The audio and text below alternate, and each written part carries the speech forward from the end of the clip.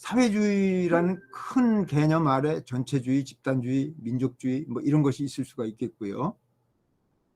그 개인이 강조가 되면 개인의 자유가 강조가 될 수밖에 없고요. 사회가 강조되면 사회의 평등이 강조될 수밖에 없죠. 그러니까 개인을 강조하면 자유주의가 강조되는 것이 당연하고요.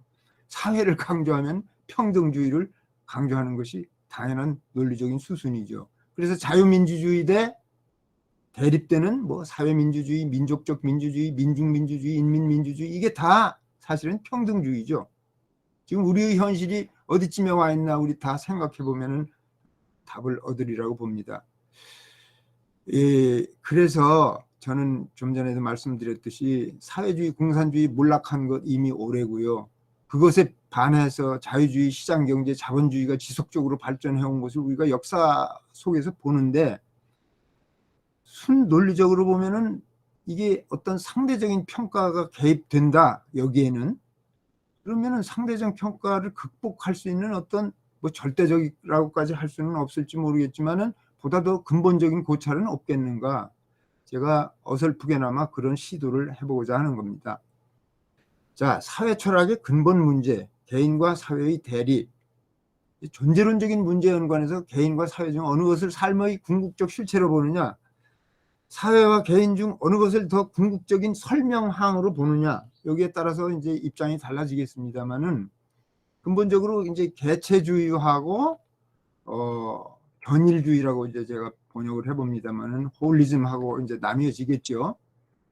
개체주의는 이제 뭐 서양 말을 옮기다 보니까 이렇게 됐습니다만은 소셜 애토미즘이라고 볼 수가 있죠. 사회란 개인들로 구성되는 집단이다. 제도나 규범이라는 것은 개인들이 살아가는 방식일 뿐이지 그것 자체가 어떤 실체는 아니다.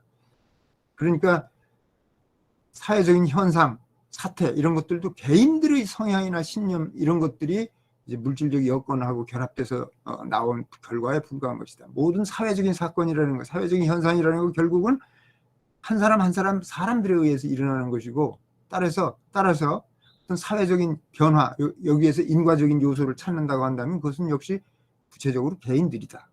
이제 이것이 개체주의일 텐데요.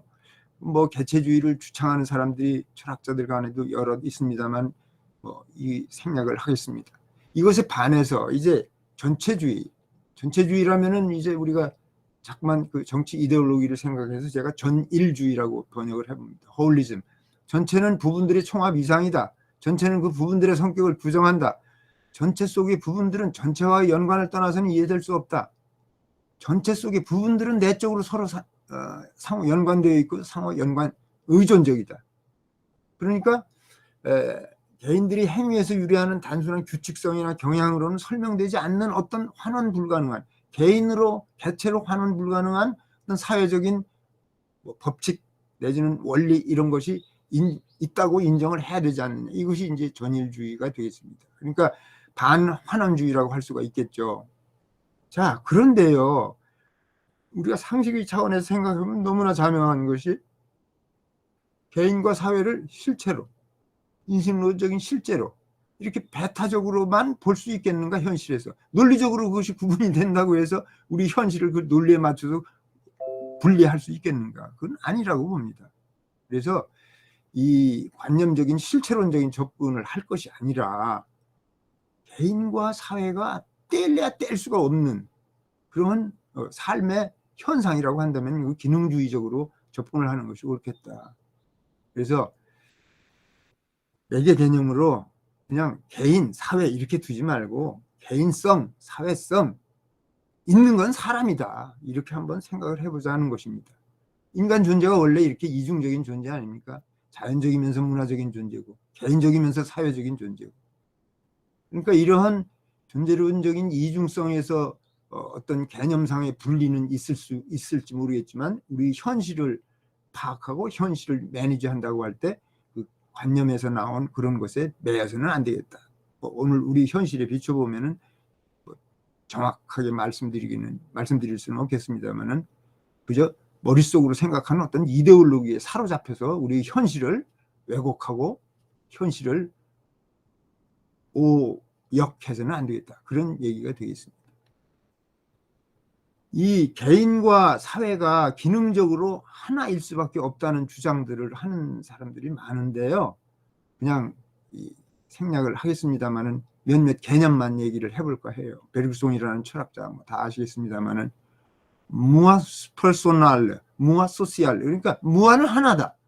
한 개인은 하나다. 근데 그 개인이 퍼스널한 측면이 있고 소셜한 측면이 있다. 개인적인 측면이 있다. 뭐 다 아시는 허버트 미드 같은 사람은 me하고 I하고 구별을 했지 않습니까? 그래서 대상적 객체적인 자아, 비대상적인 주체적인 자아 이렇게 구별을 하는데 과연 이 me와 I가 그럼 따로따로 분리될 수 있는 것이냐? 아니라는 거죠. 독일 철학자 하르트만 같은 사람은 개인정신하고 객관정신 이걸 구별을 하는데요. 이건 뭐 헤겔에게서 이제 물려받은 개념이기도 합니다만은 개인정신과 객관정신이 각각의 실체가 아니라 있는 것은 정신 하나인데 그것이 이쪽 측면에서 보면 개인적인 거 저쪽 측면에서 보면 객관적이라는 얘기입니다. 이때 객관적 정신이라는 것은 공동정신을 가리키는 거거든요. 그래서 베르그송 같은 사람은 이제 자기 정체성의 핵심을 이루는 개인적인 인격적인 자아하고 이 세계, 외부의 세계하고 연결되는 사회적인 자아하고 이게 항상 통합되어야만 자아가 성립된다. 뭐 미트도 같은 얘기를 했고요. 대상적 객체적 미와 비대상적 주체적 I가 따로따로가 아니다. 이게 상호 의존주의고 상호 영향을 주고받는 것이다. 이 하르트만은 이 굉장히 아주 긴 논변을 펼치고 있는데요. 쉽게 말하면은 개인이 개인으로서 성장하는데 그 공동정신이 자양분을 제공한다 이렇게 말합니다. 그러니까 그 물론 행위의 주체인 것이 사실이지만 개인으로서의 정신적 존재가 그러나 그 개인으로서의 정신적 존재가 형성되기 위해서는 공동정신이 필수적으로 그 뒷받침이 되어야 한다. 영양원을 제공해야 된다. 이런 얘기입니다. 그래서 따지고 보면은 우리 상식하고 너무나 잘 통하는 것입니다. 공동의 정신적인 어떤 삶의 영역이 있다. 그게 객관적 정신이다. 그게 정신이 하나뿐인데 개인적 형식을 취하기도 하고 객관적 형식을 취하기도 한다. 이 둘 사이에는 기능적인 상호지시적, 상호담지적, 상호의존적, 상호제약적 그런 상호작용적 관계를 갖는다. 자, 그러니까요. 이제 제가 생각해 보면 우리 한선재단에서 벌써 여러 해 전부터 공동체 자유주의 내걸고 있습니다만은 인간이 본성적으로 개인적 존재이면서 동시에 사회적 존재다. 상식이죠. 개인의 자유를 우선시하는 자유주의하고 공동체 전체의 안녕과 발전을 우선시하는 공동체주의하고 이게 상호 배타적일 수가 있겠어요? 상호 대대적, 서로가 서로를 기다리고 있는 것이고 상호 보완적이다. 이건 종합이 가능한 것이기도 하지만 종합되어야 하는 거죠. 그러니까 현실은 이게 항상 같이 있어요. 근데 이걸 의도적으로 분리시키려고 하는 움직임이 있는가 하면은 가능한 한 이것을 하나로 융합시키려는 움직임이 있는 것이죠. 지금 우리 사회는 어느 쪽으로 가고 있는지 우리 스스로 자문해 보면 알 수 있을 것 같습니다. 이것이 분리가 되면 그 공동체는 붕괴하지 않을까요? 국가 공동체가 망하는 게 그런 거 아닐까요? 바로. 자, 이 개인주의와 자유주의가 손에 손을 잡고 가기 쉽죠. 이건 개념적으로 그럴 수밖에 없죠.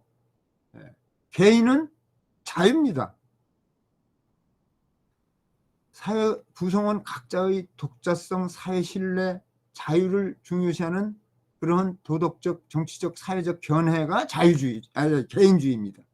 그러니까 개인을 사회적 삶의 최고의 단위로 보면은 이 개개인들이 자유로워야 되죠. 그러니까 어떤 집단이나 국가나 이런 것으로부터 억압받으면 안 되는 것이죠. 그러니까 전체주의, 집단주의, 공동체주의하고 우선 대립이 되는 것이죠. 물론 이때 개인주의가 이기주의하고 혼동되어서는 안 되는 것이죠. 그러니까 개개인이 다 존중되는 것이다. 이렇게 생각을 해야겠죠. 사실은 이 개인의 자유, 자발성, 이것이 타인의 자유를 훼손하거나 제약하는 것이 아닌 한에서 우리 삶의 원천이 되고 행위의 원천이 되는 것 아니겠습니까? 그래서 우리의 행위라는 게 이제 어떤 뭔가를 지향하는 거 아니겠습니까? 의도를 가지고. 그럴 때 그렇게 본다면 개인이 행위 주체가 된다는 것은 너무나 당연한 것이고요. 따라서 사실은 이 대의 민주정치, 우리가 오늘날 다 이제 채택하고 있는 것입니다만서도 과연 다수결을 통한 우리 모두의 의견을 하나로 이제 집약시켰다고 할 때 과연 그것이 우리 모두의 의견일까? 사실은 엄격히 논리적으로 보면은 거기에 그 다수결에 찬동하지 않은 소수의 의견들은 거기서 사실은 수용되지 않았기 때문에 엄격하게 따져보면 그것은 애매어의 오류를 범한다, 이렇게도 볼 수 있는 것이죠. 그러니까 다수결에 의해서 결정된 건 전체의 의견이다, 이렇게 말할 때 그건 사실은 전체라는 말을 애매하게 썼기 때문에 가능한 것이다. 아주 형식 논리적으로 보면 그렇다 이거죠. 근데 현실적으로는 어쩔 수 없는 것 아니겠습니까? 그래서 저는 우리가 여러 해 전부터 공동체 자유주의를 주창하는데요. 방점은 항상 자유주의에 가 있어야 한다, 이런 생각을 합니다. 그런데 그 자유의 주체인 개인이 공동체를 떠나서는 있을 수 없고 공동체 안에서 비로소 개인으로서, 인간으로서 성장한다는 것을 염두에 두기 때문에 공동체 자유주의지 거꾸로 되어서는 안 된다, 그런 생각을 합니다. 그러니까 자유라는 것은 인간 존재가 개체로서 그 본성상 숙명적으로 지향하게 마련하는 것이다. 어느 개체든 개체의, 이건 존재의 원리라고 말할 수가 있겠는데요. 자기가 자기이고자 한다 이거죠. 자유라는 게 뭡니까? 자유라는 게 뭐 구속되지 않는다라는 소극적인 의미로 볼 게 아니라 자유라는 것은 자기가 자기를 결정하는 거거든요. 사실은 자기 결정, 이게 자유죠. 그러니까 그것은 모든 개체에게, 뭐 인간 같은 이런 존재뿐 아니라 모든 개체에게 해당이 되는 얘기죠. 모든 사물은 그것이고자 하는 것이죠. 그 존재론적인 기본 원리죠. 뭐 논리적 사고도 다 거기서 나왔고 그런 것이죠. 뭐 철학적인 사변을 펼칠 생각은 없습니다만은, 따라서 이것은 제가 본성상 숙명적으로 모든 개인은 자유롭고자 한다. 자유가 본질이다, 인간 존재, 이렇게 말할 수 있는 것입니다. 그래서 이것이 억압받을 때 그 공동체가 제 기능을 발휘하지 못하니까, 우리 인류의 역사를 보면은 이제 저 앞에서 제가 얘기한 국체 정체에서 변화가 많았습니다만은, 그래서 이제 우리 민주정까지 왔지 않습니까? 그러나 그 알맹이를 보면은 사실은 인간의 자유가, 각 개인의 자유가 얼마나 더 많이 실현되어 왔는가, 그쪽으로 인류의 사회 문화사가 진행되어 왔다, 이렇게 생각이 됩니다. 그 반동적인 어떤 경향이 있을 때, 다시 말해서 그 역사의 흐름을 거꾸로 가려고 할 때 그 공동체는 반드시 붕괴했습니다. 그러니까 각 개인의 자유로운 자기 발현이 막힌 사회는 결국은 침체해서 붕괴한다. 그 이웃에 아무 다른 공동체가 없다고 한다면은 모르겠으나, 그 이웃에 개인의 자유가 발현되어서 힘을 발휘하는 공동체가 생길 때 그렇지 않은 공동체는 멸망하게 돼 있다. 그래서 저는 자유주의, 이것이 우선시 되어야 한다라는 말씀을 드려보는 것입니다. 그래서 사실은 이것에 근거해서 나온 것이 이제 근대 계몽기의 천부인권사상, 사회계약사상이라고 저는 봅니다. 그러니까 근대 계몽사상의 그 핵심 명제가 뭐겠어요? 인간은 누구나 인습이나 권위에 구애받지 않고서 오로지 이성에 호소해서 자유로이, 그러니까 자유로운 이성적 존재, 이것이 이제 근대 계몽기의 인간관이죠. 거기서 나오는 것이 자연히 인간은 누구나 이성적인 인격적 존재로서 평등한 천부적 인권을 가지고 있다라는 거 아니겠습니까? 이성적 존재라는 점에서 뭐 교육을 더 받고 덜 받고의 차이를 넘어서서 인간이 다 이성적 존재라는 점에서 그것은 다 하늘이 준 것이다. 이렇게 보기 시작한 거죠. 그리고 그런 개개인들이 모여서 대등한 관계를 맺은 것이 바로 이런 국가 공동체다. 이런 생각을 표현한 것이 사회계약 사상이다. 이렇게 말할 수 있겠습니다. 자유를 제약하는 것은 사실은 어떤 점에서는 자유를 보장하는 겁니다. 예. 이 제약과 보장이라는 것이 사실은 어떻게 보면은 동전의 양면이라고 볼 수가 있죠. 예. 그 비유가 될지 모르겠습니다만은 시간과 공간을 인간은 벗어날 수가 없죠. 그러니까 모든 기술의 발전은 시간과 공간의 제약을 벗어나기 위한 거였습니다. 좀 더 빨리, 먼 곳도 가까이. 그런데 시간과 공간의 제약이라는 것은 다른 한편으로 보면은 인간의 모든 삶을 토대 지어주는 삶의 조건이죠. 시간적인 순차성이 허물어지고 공간적인 배타성이 허물어졌다고 생각해 봅시다. 오늘날 우리가 보는 사이버 공간이 바로 그런 건데, 그러면 우리는 봄에 농사져서 가을에 수확하는 그런 행위를 기획할 수가 없죠. 그래서 저는 제약이 곧 우리의 삶을 보장해 주는 것이다. 제약하면서 보장해 주는 것이다. 그러니까 자유를 무제약적으로 허용한다? 그러면 자유 자체가 보호되지 않는다 이거죠. 그러니까 구성원들 간의 관계에서 자유를 제약하는 것이 불가피하지만 바로 이런 제약을 통해서 제약된 자유는 보장된다. 이렇게 우리가 볼 수 있다 이거죠.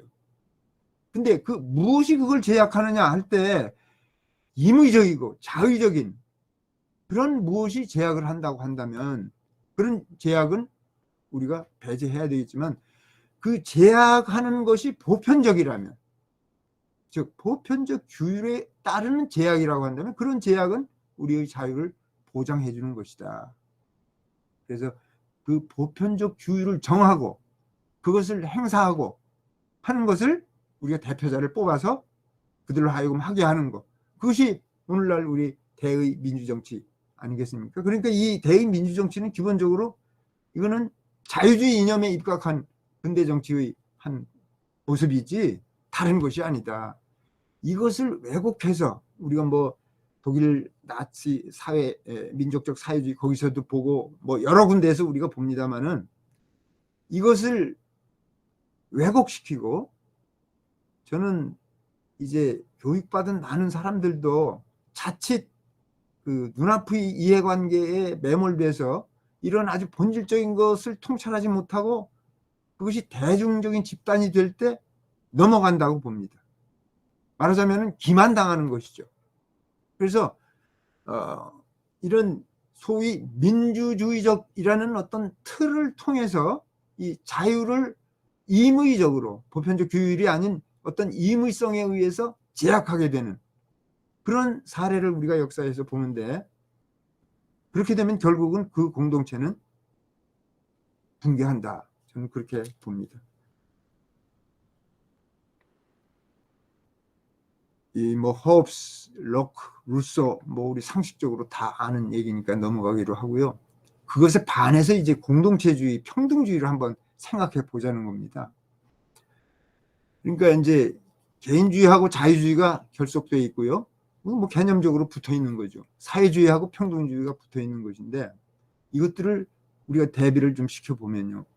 이제 사회주의, 평등주의는 인간의 삶에서 중심적 역할을 하는 것은 개인이 아니라 유기적으로 연계돼서 통합적 전체를 이루는 사회다. 그러니까 추구해야 할 이상은 구성원 각자의 자유가 아니라 구성원들 사이의 평등한 관계다.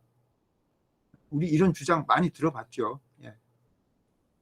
그래서 이 반개인주의적인 그 극단이 바로 이제 뭐 우리가 전체주의, 집단주의라고 번역을 합니다만은 우리 뭐 2차 대전 전에 독일에서도 보고 지금도 지구상에 이런 이념으로 국가 공동체가 꾸려져 나가는, 어렵사리 꾸려져 나가는 그런 사례를 많지는 않지만 보고 있습니다만은, 하여튼 현실적으로는 이 전체주의니 집단주의니 이것이 이제는 2차 대전 이후에 더 이상 설 곳이 없게 되었죠.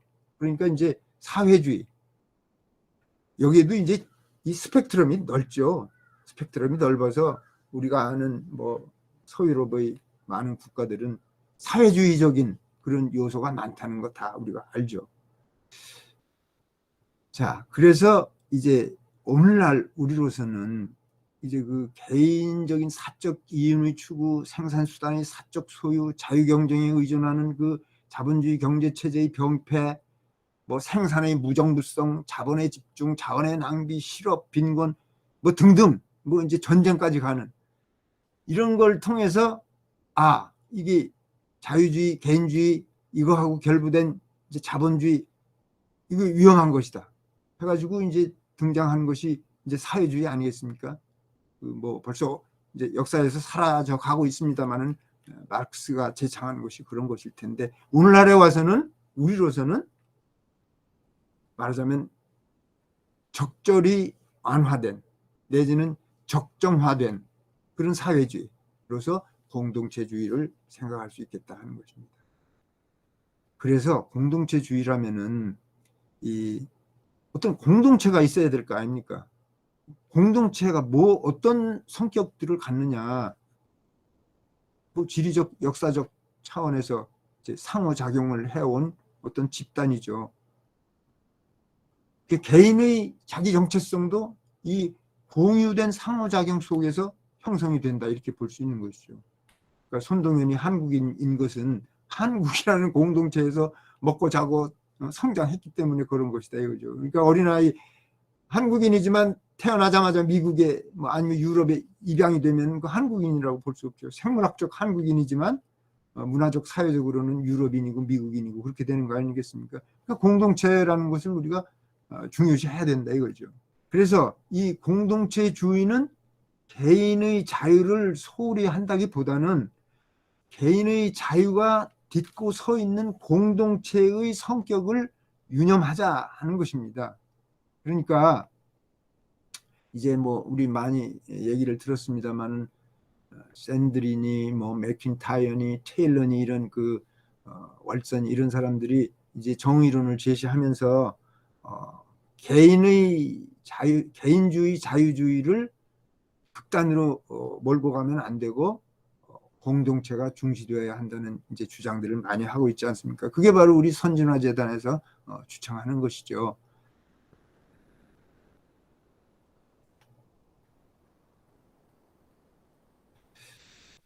자, 그래서 공동체주의하고 자유주의하고를 이제 종합을 해야 보편적 정의가 실현되겠다 하는 말씀입니다.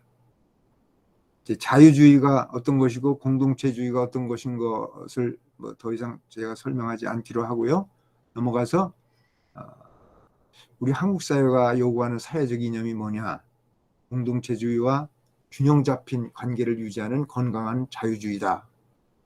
공동체가 존재되지 않는다면 개인은 자유를 보장받을 토대를 상실하는 것이고, 공동체가 개인의 자유를 존중하지 않는다면 개인에게 그 공동체는 무의미한 것이니까 이 상호 대대성, 상호 불가결성 이것을 유념해서 양자를 균형 있게 설정해야 공동체 자유주의가 구현이 된다. 이 공동체 자유주의를 구현하려면 어떻게 해야 되느냐, 이런 뭐 실천적인 문제가 우리에게 주어집니다만은 제가 여기서 제안하는 것은 썩 그렇게 뭐 묘안이라고 생각도 안 되고요. 한 두 가지만 말씀드리면은 좀 원론적입니다만 사적 영역과 공적 영역을 잘 구분해서 이 공동체주의와 자유주의를 착종시키지 말자는 주장을 한 가지 할 수 있고요. 또 다른 하나는 이 시민 공동체가 잘 형성이 되면 좋겠다 하는 것입니다. 다시 말해서 공적인 영역에서도 공동체가 형성이 되면 좋겠다 하는 겁니다. 그러니까 이때 공동체라는 것은 이제 그 개인에 의해서 그 흩어지는 그런 공동체가 아닌 것을 뜻하는 것이죠. 제가 요 슬라이드만 보고 마치겠습니다. 지금 우리 사회가 개인의 자유가 지나치게 강조돼서 사회적 유대가 약화되고 있는 건가? 자유가 너무 편중돼 있나? 아니면 결핍돼 있나? 공동체가 너무 취약한가? 아니면 공동체가 왜곡되고 과잉되어 있나? 사이비 공동체주의, 사이비 자유주의가 결탁 담합해서 악순환 구조를 이루는 건 아닌가? 자유를 신장한다는 명분 아래 사회의 유대를 강화하는 그런 공동체주의 요소를 파편화시키는 건 아닌가? 공동체의 결속을 동호한다는 명분 아래 개인의 자유를 억압하는 건 아닌가? 제가 이렇게 좀 물음을 여러 가지 던져봤는데요. 저는 오늘 이 제 말씀을 듣는 여러분들이 답을 다 알고 계시리라고 봅니다. 예, 제가 시간 관리를 잘 못해서 뒷부분이 좀 소홀히 됐습니다만은 여기서 마치기로 하겠습니다. 감사합니다.